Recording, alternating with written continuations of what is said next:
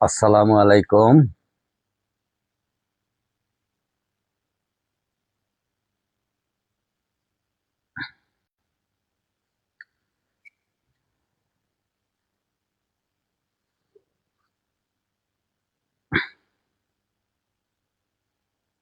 আসসালামু আলাইকুম, প্রিয় বন্ধুরা, কেমন আছেন?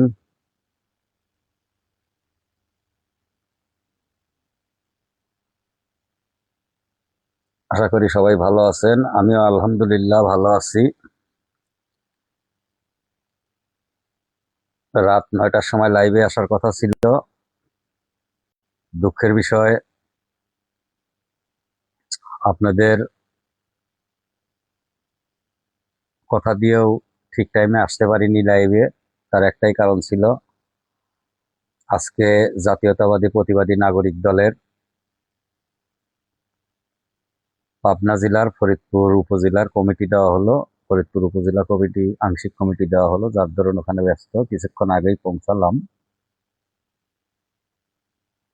আশা করি আপনারা সবাই ভালো আছেন। সমসাময়িক রাজনৈতিক বিষয় নিয়ে আজকে কথা বলার কথা ছিল। চেষ্টা করব কতটা বলতে পারবো বা কতটা উপস্থাপন করতে পারবো, এটা আল্লাহ, মহান আল্লাহ ভালো জানেন।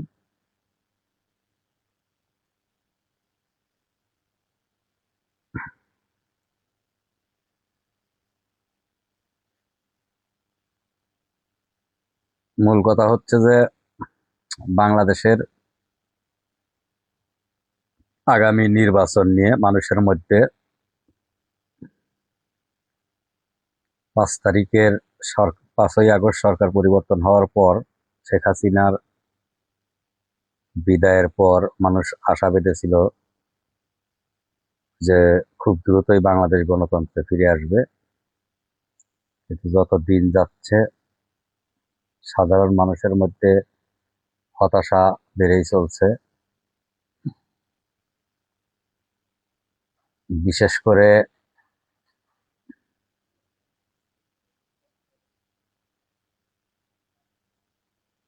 ধোঁয়াশা কাটছে না মানুষের মনের থেকে। ডক্টর ইউনূস মাননীয় প্রধান উপদেষ্টা যদিও ফেব্রুয়ারিতে একটা ডেট ঘোষণা করছে, কিন্তু তখনও সাধারণ মানুষ এখনো ওইভাবে মানে আশান্বিত হতে পারছে না যে নির্বাচন আদৌ হবে কিনা। আজকেও যখন পাবনা যাই এবং আসার পথে পাবলিক পরিবহনে যখন রাজনীতির প্রসঙ্গ ওঠে, তখন দেখা যায় যে সাধারণ মানুষের মধ্যে একটা হতাশা কাজ করে, আদৌ নির্বাচন হবে কিনা। তবে দৃঢ় বিশ্বাস, আমাদের প্রধান উপদেষ্টার কথা মতো নির্বাচন হবে। কিন্তু কথা হচ্ছে নির্বাচনটা কোন সরকারের মানে অধীনে হবে। এখন তো অন্তর্বর্তীকালীন সরকার, কিন্তু নির্বাচন তো নিরপেক্ষ নির্দলীয় তত্ত্বাবধায়ক সরকারের মাধ্যমে হওয়ার কথা। কিন্তু সরকার কি পরিবর্তন হবে? আবার কি এই সরকারের প্ল্যাটফর্ম চেঞ্জ হবে?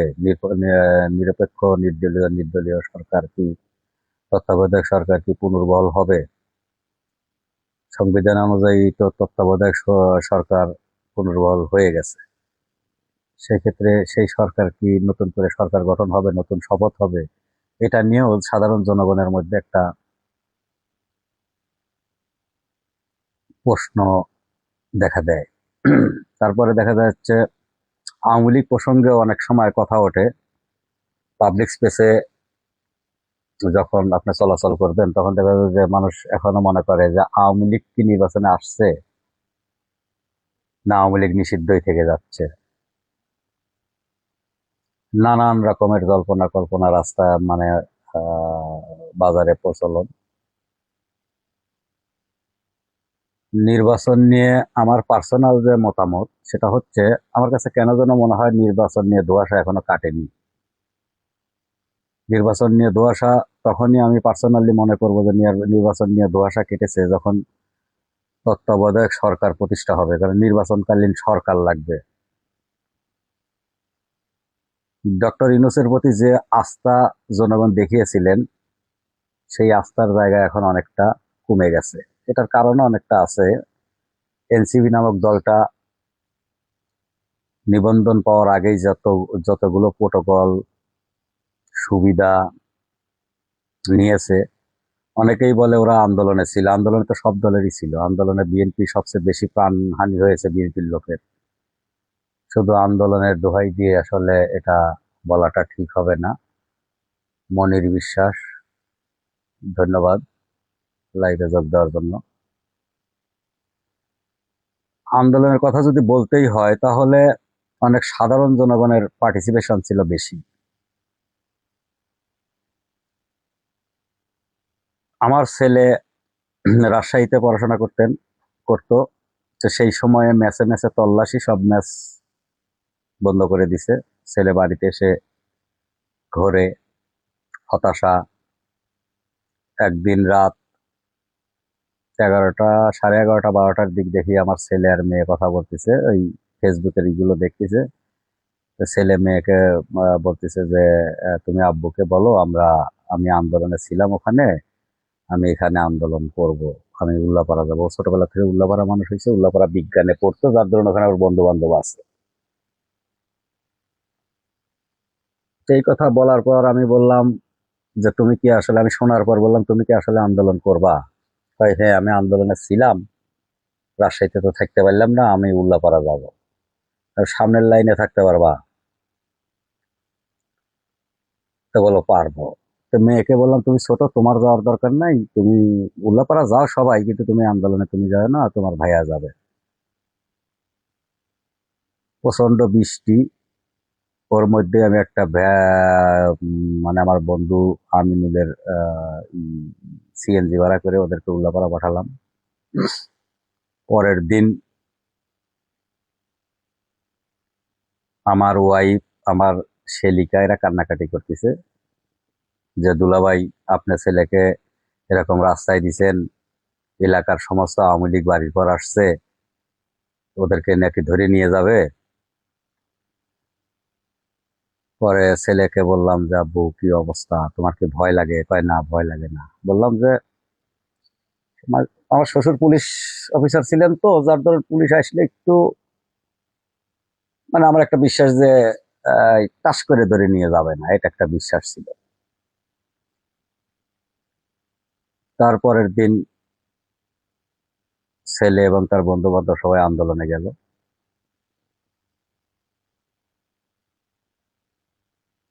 যাই হোক, সরকার পতনের ডাক এসে গেল। আন্দোলন সে 5 তারিখে চূড়ান্ত বিজয়।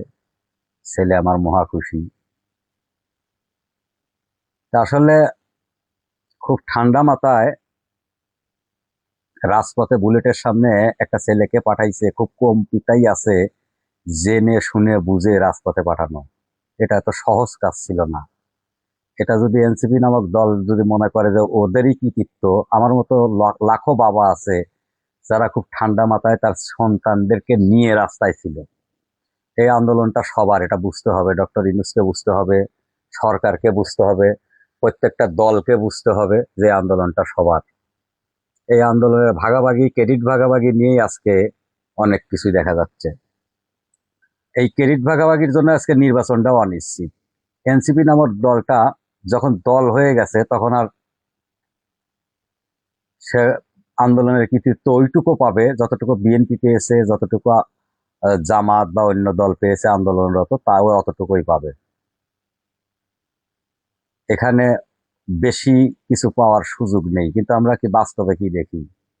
তাদেরকে যেরকম তাদের জনসভা, তাদের পথসভা, তাদের চাল চলন, তাদের আগের অবস্থা আর এখনকার অবস্থা, অর্থনৈতিক অবস্থা, এগুলো দেখলে হিসাবটা মেলে না। মাঝে মাঝে আমি বাবা হিসাবে মনে করি যে আমার সন্তানকে ঠান্ডা মাথায় শেখ হাসিনার পতনের জন্য বুলেটের সামনে দাঁড় করিয়ে দিলাম, আর কোনোদিন এদেরকে ডেকে নিয়ে এই শ্রেণীর ছেলে মেয়েরা যারা আন্দোলনে ছিল, এদেরকে ডেকে নিয়ে কেউ কোনোদিন একটা সান্ত্বনার বালিও আন্দোলনের পরে শোনায়নি। যাই হোক, সান্ত্বনা চাওয়ার জন্য বা দেশের কাছে কোনো কিছু পাওয়ার জন্য আমরা শেখ হাসিনার পতনের জন্য ছেলেকে বুলেটের সামনে পাঠাইনি, বা নিজেরা অতটা রিস্ক নেইনি লাইফে। নিয়েছিলাম একটাই কারণে, সেটা হচ্ছে গণতন্ত্র পুনরুদ্ধারের জন্য। আমার ভোট আমি দেব, যাকে খুশি তাকে দেব। 5 বছর পর পর যেন আমরা প্রতিশোধ নিতে পারি, কেউ কোনো সরকার যেন ভুল করলে তাকে ভোটের মাধ্যমে যাতে প্রতিশোধ নিতে পারি। এটার জন্যই আমরা, আমার মতো লাখো বাবা তার সন্তানদেরকে ঠান্ডা মাথায় বুলেটের সামনে পাঠিয়েছিল। কিন্তু আজকে কি দেখছি আমরা, একটি দলের নামে তাদেরকে যা খুশি, যে আবদার খুশি তাদের দিতে হবে, তাদেরকে প্রতীক এটাই দিতে হবে, তাদেরকে ওটাই দিতে হবে। আরে বাবা, তুমি বুলেটের সামনে গেছো, আমি যাইনি, আমার সন্তান যায়নি, আমাকে কে দিবে? আমি যদি বলি আমাকে এটা দিতে হবে, এরকম লাখো বাবা যদি, কোটি বাবা যদি বলে আমাকে এটা দিতে হবে, বাবা কোটি সন্তান যদি বলে এটা দিতে হবে, দেশটা মগের মূল্য বানাবে না ভাই। তোমাদের কাছে অনুরোধ লাগে, আমরা যারা খুব ঠান্ডা মাথায়, আমরা যারা আন্দোলনে সন্তানদের পাঠিয়েছি বা নিজেরা বিভিন্ন পর্যায়ে কাজ করেছি, আমরা শুধু একটা গণতন্ত্রের জন্য চেয়েছি। গণতন্ত্রের নামে নোংরামি যেন বাংলাদেশে না হয়। এখন বর্তমান প্রশাসনিক কিছু সুবিধা নিয়ে কিছু কিছু দল এমন দাম্ভিকতা নিয়ে কথা বলছে, মনে হচ্ছে শেখ হাসিনার চেয়েও ভয়ঙ্কর। ওদের কথাবার্তাগুলো শেখ হাসিনা স্বৈরাচার, শেখ হাসিনার চেয়েও ভয়ঙ্কর মনে হয়। এই সাহসটা কোত্থেকে আসে, কোথায় পায় ওরা এই সাহসগুলো? আমি একজন, আমার ছেলেকে আন্দোলনে মানে স্বতঃস্ফূর্তভাবে পাঠানোর পর আমি প্রশ্ন জিজ্ঞাসা ডক্টর ইউনূসের কাছে, কোথায় পায় এরা, কোথায় পায় যে এই দাম্ভিকতা, শেখ হাসিনার মতো ভয়ঙ্কর, মানে এরকম মানে ভয়ঙ্কর রূপে কথা বলতে কোথায় পায়? এটা করে দিবে, ওটা করে দিবে। আরে ভাই, আন্দোলনে যাচ্ছে তারা, এটা ছাড়া নির্বাচনে যাবে না, ওটা ছাড়া বাপের তালুক। দেশটা কি বাপের তালুক মনে করো? হ্যাঁ, তোমাদের এই হেডম কোথায় ছিল? 5 তারিখেও তো সকাল 11টা পর্যন্ত, 12টা পর্যন্ত, 2টা পর্যন্ত তোমাদের কোনো হেডম দেখিনি। তোমাদের তো সেই সেই গোপন আস্তানা বা লুঙ্গির নিচে যেটা বলে, ওইখানেই তো দেখা গেছে 5 তারিখেও। কিন্তু এই 5 তারিখেও আমরা বুক বুক বুক ফুলিয়ে সকাল থেকেই বলেছি শেখ হাসিনার পদত্যাগ হয়ে যাচ্ছে, পতন হয়ে যাচ্ছে। তখনও আওয়ামী লীগের রক্ত রক্ত চক্ষু দেখতে হয়েছে। ঠিক আছে, আর আজকে তোমরা মনে করো সব তোমরা করছো। আমার মতো লাখো লাখো কোটি বাবা আছে যারা ঠান্ডা মাথায় পাঠাইছে, তোমার দলের এজেন্ডা বাস্তবায়ন করার জন্য পাঠাই নাই। আমরা ভোটের জন্য পাঠাইছি, ভোট ভোটের স্বীকৃতির জন্য আমরা পাঠাইছি। আমার সন্তান যেন ভোট দিয়ে, মানে কোন সরকার খারাপ করলে তাকে যেন ভোটের মাধ্যমে প্রতিবাদ জানাইতে পারে। আজকে ফাইজলামা শুরু হয়ে গেছে দেশে নির্বাচন নিয়ে, মানে যা তা ফাইজলামা আর কি। মামু বাড়ির আবদার, 10%, 5%, 6% ভোট নাই, তার মানে আবদার কি মনে হয় দেশের ক্ষমতা পেয়ে গেছে আর কি, ক্ষমতায় বসে গেছে আর কি। হ্যাঁ ভাই, আমরা বয়স হয়েছে ভাই, তোমাদের আচরণ দেখলে বুঝতে পারি তোমরা কি বলতে চাও। ঠিক আছে, এ দেশটা ওই 1971 সালেও এই ধর্মের দোহাই দিয়ে অনেক কিছু বলা হয়েছে, চেষ্টা করা হয়েছে, বাঙালি খায় নাই ওটা। ধর্মের দোহাই দিয়ে বাঙালি ওগুলো খায় নাই। ঠিক আছে, অনেক কিছু চেষ্টা করা হয়েছে, ওটা বাঙালি খায় নাই। বাঙালি তখন শহীদ প্রেসিডেন্ট জিয়া রহমান, ওই একটা ডাক, আমি জিয়া বলছি, ওইটা খাইছে বাঙালি। ওই ওই তোমাদের ওই ধর্মের অপব্যাখ্যা বাঙালি খায় নাই। ঠিক আছে, এগুলো রাখো, ওই দাম্ভিকতা বাঙালি খায় না। ঠিক আছে, তোমরা মানে একটা দল ধরেই নিছে তারা ক্ষমতায়, তাদের ভাব সাপ আচার আচরণ চক্করে, যাদের 10%-এর নিচে ভোট, তাদের চক্কর দেখে মনে হয়, আমার কাছে সন্দেহ, এই জায়গাটাই আমার কাছে সন্দেহ হয় যে ডক্টর ইউনূস কি নির্বাচন নিরপেক্ষ দিতে পারবে। গতকালকে বলেছিলাম যে ইসলামী ব্যাংক থেকে 10,000 লোক চেয়েছে। ইসলামী ব্যাংক থেকে 10,000 লোক মানে কি? ইসলামী ব্যাংকে কোনো জামাত শিবিরের বাইরে লোক আছে? এটা পৃথিবীর সবাই জানে, একটা বাচ্চা ছেলেও জানে এটা। জামাত শিবিরের বাইরে কিছু লোক ছিল, তারা ওএসডি করছে এবং গত কয়েকদিনের মধ্যে বাতিল করে দিছে। এটা এটা দিবালোকের মতো পরিষ্কার। কি বুঝাইতে চায়? ঠিক আছে, নির্বাচন সঠিক হতে হবে। ডক্টর ইউনূস যদি না পারেন, নিয়ম অনুযায়ী তত্ত্বাবধায়ক সরকারের কাছে ক্ষমতা দিয়ে দিবেন। আমরা যুদ্ধ করেছি, আমরা আন্দোলন করেছি, আমরা নির্যাতিত হয়েছি, আমরা রাস্তায় ছেলেকে বুলেটের সামনে দাঁড় করিয়েছি নির্বাচনের জন্য। আমরা অন্য কোনো কাহিনী, অন্য কোনো স্বপ্ন এগুলো দেখার জন্য করিনি। বিদায়, সবচেয়ে বড় কথা হচ্ছে, নির্বাচনের মাধ্যমে যদি সরকার ট্রান্সফার হয়, এইটা যদি অ্যাসুয়ার করা যায়, তাহলে বাংলাদেশে ভবিষ্যৎ নিয়ে চিন্তা করার কিছু নাই। শেখ হাসিনা দানব হয়েছে, শেখ হাসিনা দানব হয়েছে, তার শাস্তি হয়ে গেছে। শেখ হাসিনার দানব হওয়ার পর তার যে শাস্তি হয়েছে, এটা দেখে যদি রাজনৈতিক দলগুলো যদি শিক্ষাই না নেয়, এটা দেখে এটার পরবর্তী মানে মানে দেশ যদি পরিবর্তনই না হয়, তাহলে কি হলো কি? হ্যাঁ, আজকে এজেন্ডা আসে, অমক সংস্কার না হলে নির্বাচন হবে না, অমকটা না হলে অমক হবে না, এইটা না দিলে নির্বাচন হবে, পিয়ার না দিলে নির্বাচন হবে। পিয়ার কি? আমি আমার ভোটে আমি আমার স্বচক্ষে দেখা প্রার্থীকে আমি মানে নির্বাচিত করতে চাই। পিয়ার কি?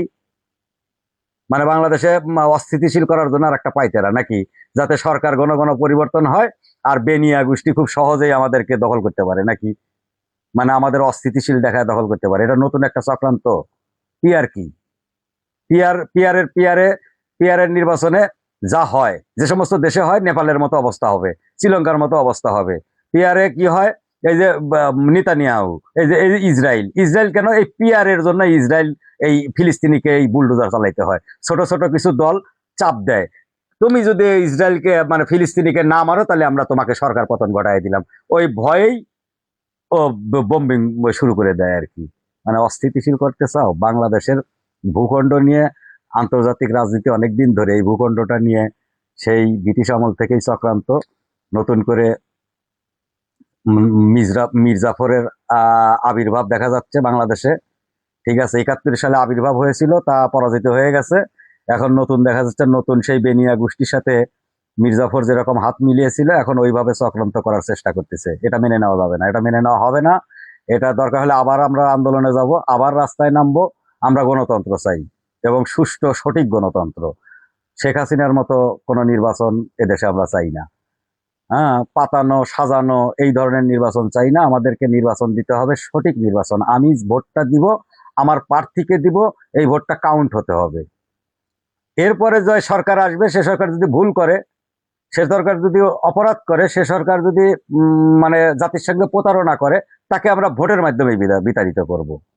দরকার হলে পরে একটা জিনিস থাকতে হবে, যে পার্লামেন্টের মোটামুটি 40% বা 50% লোক যদি চায় যে পুনর্নির্বাচন হবে 50%, তাহলে আবার নতুন করে নির্বাচন হবে। এই ধরনের একটা হানা মানে পার্লামেন্টে কিছু সংস্কার করলেই হয়। কিন্তু নির্বাচনে আসতে হবে। নির্বাচন নিয়ে কোনো ষড়যন্ত্র, নির্বাচন নিয়ে কোনো কিছু, এটা বরদাস্ত করা যাবে না। এটা এটা এটা দেখতে দেখতেই আমরা বয়স হয়ে গেল। হ্যাঁ, সেই 2001 সালে ভোট দিয়েছি, আর ভোট দিতে পারিনি, বুড়ো হয়ে গেছি, দাড়ি টাড়ি পাকিয়ে গেছে। আগে তো জুয়ান ছিলাম। ঠিক আছে, শেখ হাসিনা আমাদের বুড়া বানা ফেলাইছে, এখনো ভোট দিতে পারিনি। ঠিক আছে, ভোটের ব্যবস্থা করতে হবে। আর আহ কিছু কিছু জায়গায় আছে যে দল নিষিদ্ধ, এই মব, এই মবটা বন্ধ করতে হবে। এই মবের নামে এই যে মানে কি কি একটা শব্দ বের করছে আর কি, তৌহিদি জনতা। তৌহিদি জনতার নামে মব, এই মবকে বন্ধ করতে হবে। ধর্মের অপব্যাখ্যা বন্ধ করতে হবে। একটা ধর্মীয় কাউন্সিল সংস্কারের মধ্যে বলেন যে ধর্মীয় একটা সংস্কার দরকার, যে যেখানে মানে যে দল মত নির্বিশেষে যারা ধর্মের অপব্যাখ্যা দিবে, তাদেরকে শাস্তির আওতায় আনতে হবে। অহরহ চলতেছে বর্তমান ধর্মের অপব্যাখ্যা। রাস্তাঘাটে চললে পারে বিভিন্ন রকমের অপব্যাখ্যা চলতেছে। ধর্ম মানে ভোট দিলে বেহেস্তে, ভোট দিলে অমক, ভোট দিলে তমক। আরে ভাই, এগুলো বাদ দেন ভাই। হ্যাঁ, গণতান্ত্রিক ভাবে যেভাবে যেভাবে মানুষ রাজনীতি করে সেই একই ধারায় আসেন ভাই। আর যদি মনে করেন যে শরিয়া আইন জারি করবেন, শরিয়া আইন চাই, তালি ভাই ওটা ওই যে কি বলে ওটাকে, ওই যে খেলাফত, খেলাফতের ডাক দেন। বাঙালি খেলাফতে যদি যায় আমরা যাব, আমরা যদি খেলাফত চাই খেলাফতে যাব, আমরা যদি না চাই যাবে না। ইসলামে তো খেলাফত, আমি যতটুকু জানি, আমার স্বল্প জ্ঞানে ভুল হতে পারে, কোনো জ্ঞানী ব্যক্তি থাকলে আমাকে জানাই দিতে পারেন মেসেজের মাধ্যমে। ইসলামে ওই ভোট, গণতন্ত্র এসব এসব এসব কোনো কিছু বলা নাই। ইসলামে যেটা বলা আছে খেলাফত, খেলাফতের মাধ্যমে শাসন করা যাইতে পারে।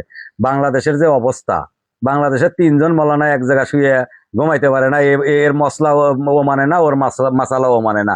খেলাফতের ডাক দিলে এই মৌলানা বা এই গোষ্ঠীগুলো এক জায়গা হতে পারবে? জীবনেও পারবে না।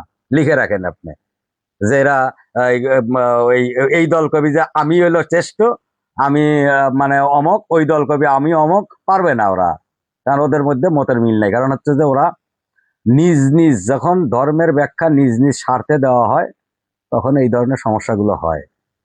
ধর্মীয় কাউন্সিল থাকতে হয়, কাউন্সিলের বড় বড় বিজ্ঞ লোকজন যদি থাকে তখন একটা ব্যবস্থা হয়তো সঠিক ব্যাখ্যাগুলো পাওয়া যায়। আপনি দেখেন একই জিনিসের মাসালা আপনার বিভিন্ন, তো আপনি নিজেই ট্রাই করেন, যে কোনো ব্যক্তি, আমার বন্ধু লেভেলের বা যারা আছেন ফেসবুকে, যে কোনো একটা জিনিসের মাসালা আছেন, 4 জনের 3 জনের কাছে মাসালা নিতে যাবেন 3 রকমের বলে দিবে ওরা। ঠিক আছে, ওদের তো মতই এক জায়গায় নাই। মাসালা 3 রকমের হয় কেমনে? আমি একটা জিনিসের মাসালা নিতে গেলে সেটা 3 রকমের হবে কেন, 1 রকমের হবে? তার মানে মতের মিল নাই আর কি। এখন সবকিছু বাদ দিয়ে গণতন্ত্রের দিকে ফিরতে হবে, গণতন্ত্রে আসতে হবে। এর জন্য ডক্টর ইউনূসকে অনুরোধ করব যে আমি একজন জুলাই যোদ্ধা, সম্মুখের সারির জুলাই যোদ্ধার বাবা, নিজে ঠান্ডা মাথায় আমার ছেলেকে বুলেটের সামনে দাঁড় করিয়েছিলাম। সেই হিসাবে আমি অনুরোধ করব, ওই বিভিন্ন দলের মতো বিভিন্ন মতের মতো আমাদের কোনো চাওয়া পাওয়া নাই যে আমাকে হ্যানে দাও, আমাকে শাপলা প্রতীক দাও, বা আমাকে অমক জিনিস দাও, আমাকে ইসলামী ব্যাংক দাও, আমাকে ওই আইসিটি অমকের কি আইসিটি হয়েছে যে বিচার হচ্ছে আর কি, ওখানকার আমাকে অমক করে দাও। এগুলো আমাদের দরকার নেই, অমক মন্ত্রণালয়, এগুলো কোনোটাই দরকার নাই। আমার দরকার হচ্ছে আমার আমার ভোটের অধিকার। আপনি এতদিন ক্ষমতায় থাকার পর এই যে আজকে 1-1.5 বছর পাবলিক সেন্টিমেন্ট বোঝেন, আমাদের মতো ছোট ছোট ব্যবসায়ীরা পথে বসে গেছে, এটা জানেন? এ খোঁজ রেখেছেন কখনো? আপনি নির্বাচন নিয়ে টালবাহানা টালবাহানা টালবাহানা চলতেই আছে। আমার মতো হাজার হাজার লোক আছে যারা ব্যবসায়ী ভাবে দেউলিয়া হয়ে গেছে। হ্যাঁ, এই নির্বাচন নিয়ে টালবাহানা করলে হয়তো আমাদের পথেও বসে যেতে পারে। একটা নির্বাচন মানে ওই দেশের অনেক কিছু নির্ভর করে একটা নির্বাচনের উপর। একটা নির্বাচনের উপর ওই দেশের অর্থনৈতিক অবস্থা, ওই দেশের শান্তি, ওই দেশের সবকিছু, বিদেশি সম্পর্ক, অনেক কিছু নির্ভর করে। এই জন্য আমি আবারও বলছি আপনাদের কাছে, সরকারের কাছে বিশেষ করে অনুরোধ, বর্তমান যে কাঠামো আছে এই কাঠামোতে নির্বাচন দিলে আমার আমার কাছে মনে হয় যে নির্বাচন সুষ্ঠু হবে না, এবং নির্বাচন এক পক্ষ মানবে আর এক পক্ষ মানবে না। দ্রুত নির্দলীয় তত্ত্বাবধায়ক সরকারের ব্যবস্থা করেন, সেখানে ডক্টর ইউনূস স্যার থাকেন, সেখানে সমস্যা নাই। কিন্তু যাদেরকে মনে হচ্ছে যে যারা একটু এদিক সেদিক, যাদেরকে মনে হচ্ছে যে যারা বায়াসড, এ দলের প্রতি বায়াসড, এ সংস্থার প্রতি বায়াসড, এ বায়াসড, এদেরকে সরায় দেন। এদেরকে সরায় দিয়ে নিরপেক্ষ তত্ত্বাবধায়ক সরকারের অধীনে সরকার গঠন করে একটা নির্বাচন করে দিয়ে জাতিকে ক্ষমা করে দেন, জাতিকে মাফ করে দেন। আপনারা অনেক পারছেন, অনেক করেছেন, ঠিক আছে, আপনারা অনেক অনেক অনেক কিছু করেছেন দেশের জন্য, ঠিক আছে। আর আর এত ভালো কিছু আপনাদের দ্বারা চাচ্ছি না। এখন চাচ্ছি নির্বাচিত সরকার, যার কাছে আমি দাবি করব, আমার অন্নর দাবি করব, বস্ত্রর দাবি করব, আমার সন্তানের শিক্ষার দাবি করব, চিকিৎসার দাবি করব, সেই ব্যবস্থা করে দেন। ঠিক আছে, আপনাদের ওই অত ভালো ভালো কথা আর এখন আর শুনতে ইচ্ছা করে না, এটা আর ভালোও লাগে না।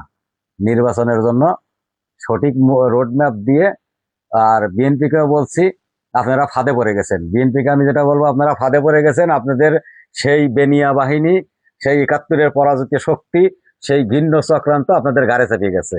আপনারা নীরবতা পালন করতেছেন, করতে থাকেন। হ্যাঁ, শেষ পর্যন্ত বুঝবেন যে আপনাদের অবস্থান কোন জায়গায় যায় দাঁড়ায়।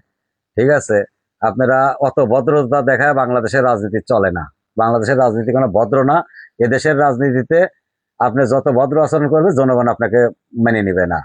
কঠোরতা ছাড়া এদেশের রাজনীতি চলে না। বিদায় ওই ওই ওই সমস্ত ভদ্রতা বাদ দিয়ে নির্বাচন নিয়ে, কিভাবে নির্বাচন সুষ্ঠু হবে, ওই ইসলামী ব্যাংকের 10,000, অমুক জায়গার 10,000 গোপনে গোপনে ঢাকা ইউনিভার্সিটির মতো একটা কাম করে দিবে, তখন তখন আফসোস করবেন। ঠিক আছে, ওইগুলো বাদ দিয়ে আগেই সতর্ক হন, সতর্ক হয়ে কি কি করা যায় সেটা নিয়ে ভাবেন। ঠিক আছে, সরকারের সাথে বসেন যে এই চুক্তি দিয়ে দেন যে এই জন্য এইভাবে নির্বাচনে আসতে হবে। এগুলো ছাড়া ওই সাদা মাটা ভাবে মানে নেন না। আপনারা যাদের যাদের সাথে ইতিপূর্বে জোট করছেন তাদের তাদের রস খাওয়া শেষ। তারা এমপি হয়েছে, মন্ত্রী হয়েছে, অনেক কিছু হয়েছে। ঠিক আছে, এখন আপনাদের মানে পাছায় লাথি মারার সময় তাদের হয়ে গেছে আর কি, বা তো অলরেডি শুরু করে দিয়েছে লাথি মারা আর কি। হ্যাঁ, আমার লাইফে আমি দেখছি আল্লাহ আমার দ্বারা যার যার উপকার করেছে, প্রত্যেকটা লোক আমার আমার সাথে খারাপ বিহেভ করছে, অপমান করছে, অপদস্থ করছে, প্রত্যেকটা লোক। তা আপনি তো উপকার করছেন, বিএনপি উপকার করছে, জোটে রেখে এমপি বানাইছে, মন্ত্রী বানাইছে।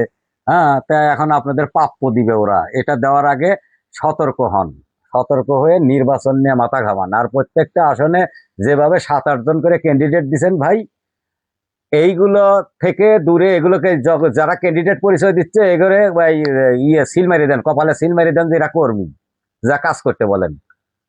বলেন যে এরা কেউই, যারা ক্যান্ডিডেট দাবি করে তাদের কপালে সিল মেরে দিয়ে বলেন যে এরা কর্মী, আমাদের মতন লোকজনের সাথে কর্মী হয়ে কাজ করবে, রাস্তায় রাস্তায় জনগণের কাছে যাবে, জনগণকে বুঝাবে।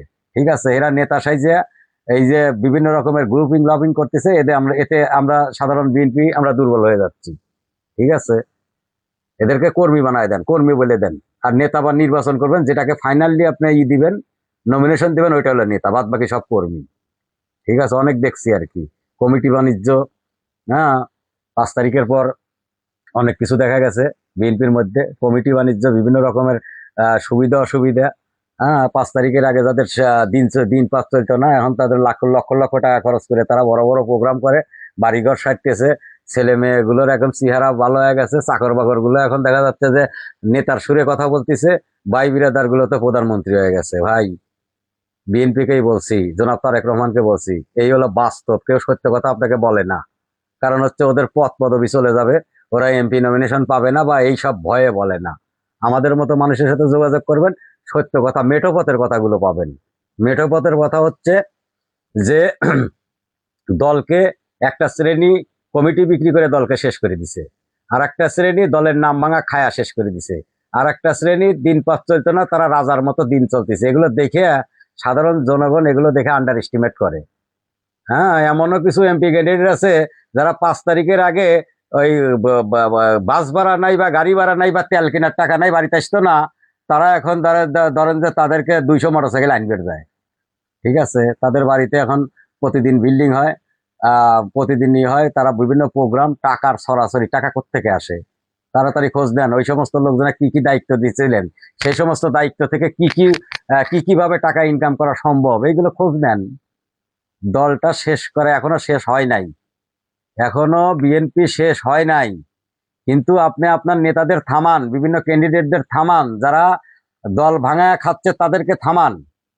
আর ক্যান্ডিডেট বলতে কোনো কথা নাই, আপনি যেদিন ক্যান্ডিডেট একজন প্রার্থীকে যখন ডিক্লেয়ার দিবেন ওইটাই ক্যান্ডিডেট, বাদ বাকি সবাই কর্মী বানান। জনাব তারেক রহমানকে আবারও বলছি, বাদ বাকি সবাইকে কর্মী বানান। হ্যাঁ, কোনো নেতা না, নেতা নেতা চলবে না, এখন নেতার খায় না বাঙালি, এখন কর্মী খায়। কর্মী বানান, দাঁড়ে দাঁড়ে যা ভোট চাইতে বলেন। সর্বশেষ যেটা বলবো, বিএনপির কাছে আবারও অনুরোধ করব, প্রত্যেকটা আসনে 5-6 জনকে নিজেরাই ক্যান্ডিডেট বলতেছে, আমরা 100%, 200%, 300%, তার আত্মীয় স্বজন মন্ত্রী হয়ে গেছে অলরেডি, মন্ত্রীর আচরণ শুরু হয়ে গেছে। এগুলো থামান, এগুলো দেখে জনগণ মুখ ফিরিয়ে নিচ্ছে, এগুলো থামান। থামায় নিয়ে তাদেরকে বলেন, পরিষ্কার ভাষায় বলেন যে তুমি একজন বিএনপির কর্মী, কর্মী হিসেবে যা কাজ করো, নেতার পরিচয় না দিয়ে। আর তোমার জনসভা করা নিষেধ করে দেন, বলেন যে উঠান বৈঠক করো, জনসভা করা নিষেধ। প্রত্যেকটা গ্রামে 2টা করে উঠান বৈঠক করতে বলেন, যে জনসভা নিষেধ। ঠিক আছে, তো আমার স্বল্প জ্ঞানে, বিএনপিকে ভালোবাসি, এই জন্য আমার স্বল্প জ্ঞানে দুইটি কথা বলতে মনে চাইলো, বললাম। যদি এখানে আমার ভুল হয়ে থাকে, কোনো ভুল ইনফরমেশন থাকে, মেসেজের মাধ্যমে জানিয়ে দিবেন, আমি ক্ষমা চেয়ে নেব। সবাই ভালো থাকবেন। আসসালামু আলাইকুম।